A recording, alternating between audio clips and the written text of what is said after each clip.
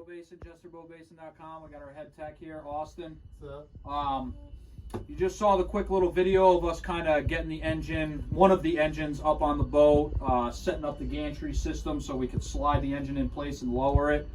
Unfortunately, the camera fell down, so you missed some of it.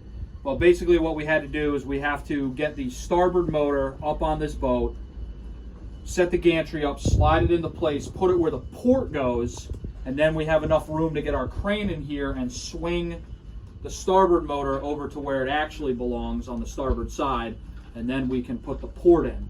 The reason we have to do it that way is because you've got this counter here, which makes it basically impossible for us to set up a gantry system and get this engine out without doing that. This is the reason we cannot stress enough that you do regular maintenance on your engines. Because when you have a boat like this and your engines have to come out of the boat, it takes a lot of time. We had to pull the sliding glass door apart on this boat.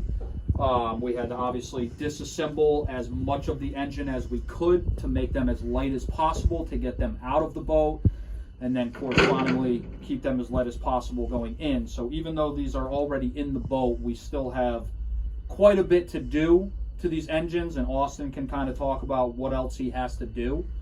Yeah, we still gotta make sure everything's realigned. Gonna have to realign the shaft to the transmission. Still gotta run all the exhaust hoses, fill them up with coolant, run all the cooling hoses. I got wires to plug in and make sure everything starts right up, good and go. So yeah, it's a lot going on when you pull an engine on a boat.